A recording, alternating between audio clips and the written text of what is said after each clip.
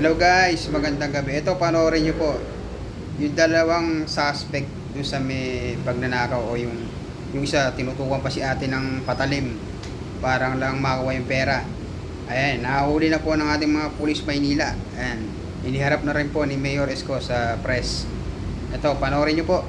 At ito po, panoorin nyo po muna yung video. Yung nangyaring insidente.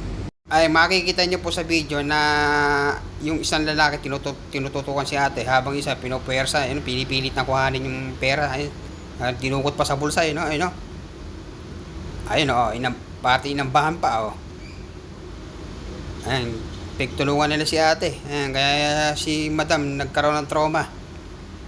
Ayun po, oh. Ayun, nakakuha na nga po yung pera. Grabe yung lakad ng tropa na to, oh. Dahil lang sa pera, makakasakit ng ibang tao. Ayan.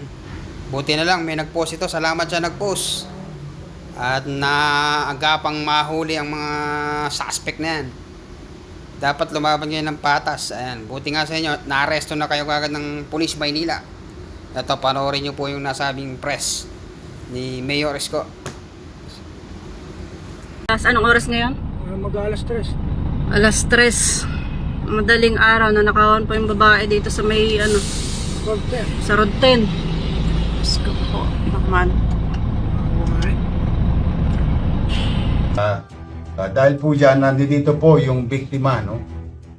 Na si Patricia Lopez. Yung nakita nyo nakasakay sa motor kanina. Trumang-truma pa hanggang ngayon. Nangyari po yung insidente kaninang madaling araw, alas 3 sa madaling araw.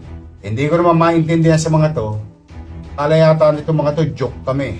Bilang tugon sa pang-aabuso, pambibiktima kay Patricia Lopez. Gusto po namin i-update kayo. Ayan, pasok mo yung dalawa na yan. Sino yung sasaksak sa'yo? Ito ba? Sino? Ito? Yung uundayan ka pa ng saksak? Kilala mo itong dalawang to? Yan yung nakita mo. Narinig ko rin po yung boses nila kanina. Sino po yun? Sila yun. Anong mga nakuha sa'yo? Yung cellphone ko po. Tapos yung pera hindi ko po kakundahin ng bills. Saan yung pera?